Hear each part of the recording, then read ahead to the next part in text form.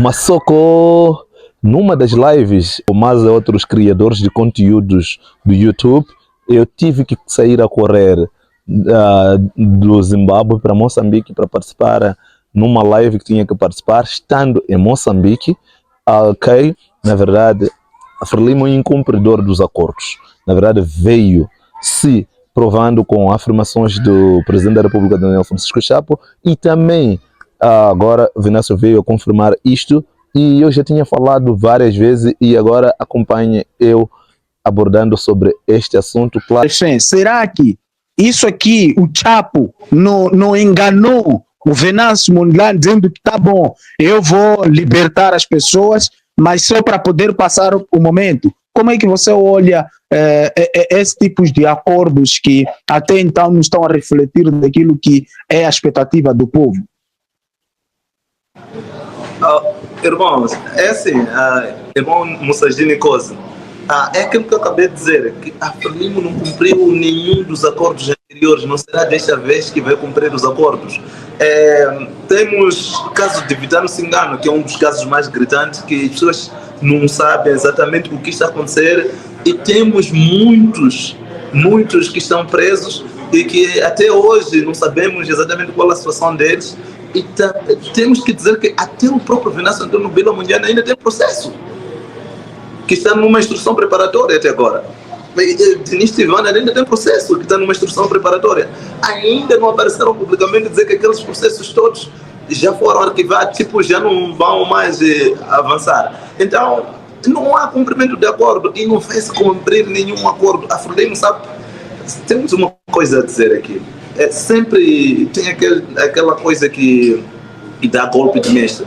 A Frelimo já mostrou com A mais B e até C que é um verdadeiro incumpridor dos acordos. O Acordo Geral de Paz de 1992, se vocês bem se lembram, o AGP teve a oportunidade de ler todo. Quem tiver a oportunidade de ler o AGP vai dizer que não, esses senhores realmente está tudo bonito no acordo. Tudo bonito, tanto que se tivessem cumprido a letra, tudo aquilo que estava escrito no AGP Moçambique já seria uma maravilha, já estaríamos num nível talvez da Suécia em termos de democracia, mas não se cumpriu nada, não se cumpriu praticamente nada daquele acordo, e não será dessa vez. Isso é que levou com que Djakama entrasse nas matas mais uma vez.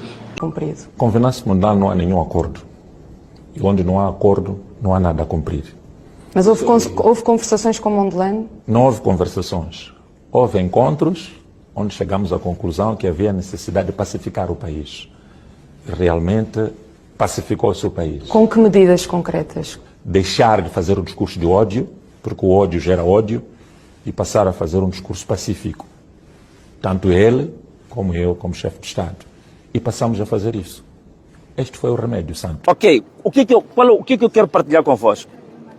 É o seguinte, este aqui é o comunicado, não sou muito apologista de leituras, mas disseram que eu devia ler.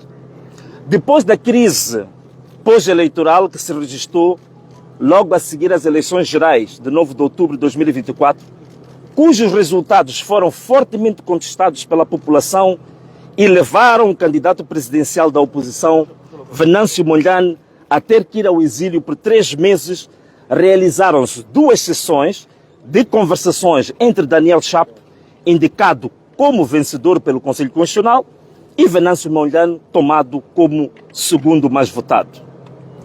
A primeira sessão, naturalmente, do diálogo, decorreu no dia 23 de março e a segunda no dia 20 de maio de 2025.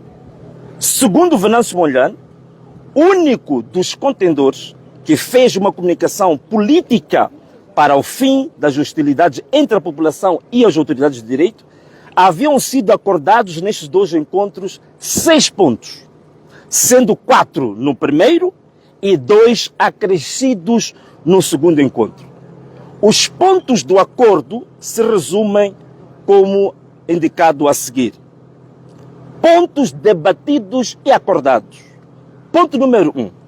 Fim de todas as formas de violência física e verbal entre as partes, população e autoridades públicas. Uma pequena nota sobre isto. Neste ponto, havia sido acordado que os dois líderes, Venâncio Mondlane e Daniel Chapo, deviam fazer uma comunicação pública para cada campo de influência particular para que a paz fosse restabelecida. Em termos públicos, Venâncio Mondlane, a partir das suas plataformas de comunicação digital, fez uma live logo no dia que se seguiu ao primeiro encontro, o que não ocorreu com a contraparte. Segundo ponto de debate e de acordo na mesa do diálogo: acesso livre e gratuito no Sistema Nacional de Saúde da assistência medicamentosa para os cerca de 2.000 cidadãos feridos pelas forças de defesa e segurança durante as manifestações, sendo que muitas delas até hoje se encontram dentro do corpo. Terceiro ponto debatido e acordado: compensação a ser administrada às famílias que tiveram parentes assassinados durante as manifestações pelas forças de defesa e segurança, sobretudo a UIR, Unidade de Intervenção Rápida.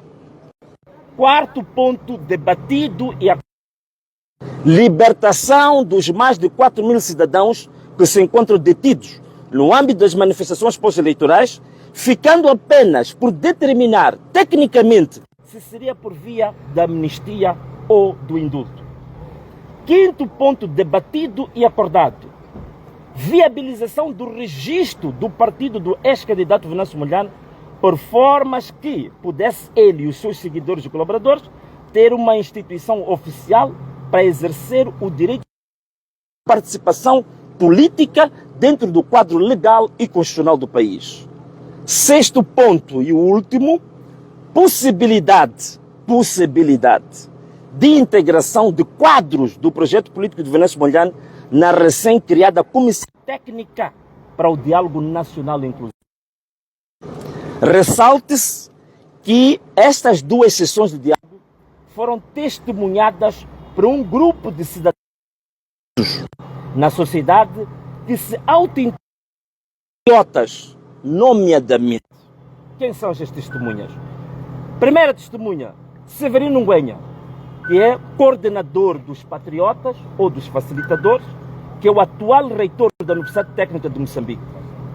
Segundo, Monteiro, que é um antigo dirigente público, foi um ministro bem conhecido, Sra. Machel.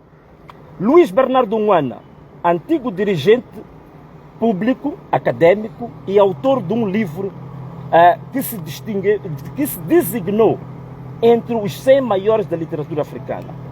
4. Narciso Matos, atual reitor da Universidade Politécnica, antigo reitor da Universidade Eduardo Mondlane e diretor executivo da Fundação para o Desenvolvimento da Comunidade, instituição que tem como membro Sra. Machel, viúva do primeiro presidente de Moçambique, dependente Samora Moisés Machel. Quinto, Teodato Nguana, advogado, foi presidente do Conselho de Administração da TMCL, a primeira empresa de telefonia móvel de Moçambique, ora falida. Sexto, Tomás Timbane, antigo bastonário da Ordem dos Advogados. 7. Carlos Martins, atual bastonário da Ordem dos Advogados. E também a Dai, não conheço, agora foge-me o primeiro nome dela, que é da Ordem dos Advogados. Agora, a pergunta que eu acho que interessa a vocês todos, estão aqui, ao povo: qual é o estágio de implementação dos 6 pontos que eu me referi aqui? Acima indicado, como debatidos e acordados na presença de 8 ilustres testemunhas, apenas o primeiro ponto é que teve uma relativa melhoria. Saliente que tange os seguidores de Venâncio Mondlane e população em geral, a mensagem foi perfeita e absolutamente acatada. Semelhança pode ser feita com o termo de fechar a torneira, que foi usado pelo saudoso general Afonso Macacho Marceta Lhacama. Em termos concretos: A. Cessaram as manifestações. B. Cessaram os bloqueios das vias públicas. C. Nunca mais se registraram quaisquer danos, tanto públicos como privados. Irônica e paradoxalmente, a contraparte nota-se uma ação concertada e deliberada no sentido oposto ao roteiro de paz e é manifesto cumprimento do espírito que norteou o diálogo. Primeiro ponto, o atual chefe do governo, indicado pela UIR e pelo Conselho Constitucional, recentemente em eventos públicos e privados, usado uma linguagem agressiva e incendiária, tem considerado anacronicamente as manifestações de violentas, ilegais e criminosas. Um flagrante exemplo de instigação de ressentimentos, reavivamento do ódio entre os moçambicanos e incentivos bastantes para se abandonar o espírito de perdão e reconciliação. 2. No périplo recente à Europa, o chefe do governo, indicado pela UIR e pelo Conselho Constitucional, Daniel Chapo, disse de forma perentória que não existe nenhum acordo com Venâncio Mondlane e por não haver acordo não há nada para ser cumprido. O projeto político de Venâncio Mondlane encontra-se ainda em banho-maria, envolto em muitas gincanas dilatórias nas instâncias administrativas. 4. Venâncio Mondlane apresentou à Procuradoria-Geral da República, com conhecimento do Ministro do Interior, 4 relatórios e 4 denúncias de perseguição política e graves violações de direitos humanos contra os quadros do seu projeto político, onde se destacam 45 assassinatos, entre os quais 8 encontrados numa vala comum na localidade de Gandale, distrito de Macanga, província de Tete. Estas denúncias foram feitas ao longo de 4 meses. Não tiveram nenhum tratamento pelo Ministério Público e nenhuma reação do Ministro do Interior. Mas, ironicamente, o mesmo órgão da Justiça tem sido férreo quando se trata de Venâncio Mondlane e seus seguidores e colaboradores, conforme descrevemos abaixo. Processos judiciários contra Venâncio Mondlane. Venâncio Mondlane foi notificado em 2 ocasiões para ser interrogado na Procuradoria-Geral da República. O primeiro interrogatório foi no dia 11 de março, com duração de 10 horas, onde no final do mesmo foi-lhe aplicado a TIR, termo de identidade de residência. O segundo interrogatório foi a 27 de junho, que durou cerca de 2 horas. Ressaltar que ambos casos acima indicados não foram dados a conhecer os crimes de que é acusado, requisito elementar na instrução do processo judiciário. Como vocês viram, só hoje conhecer os crimes.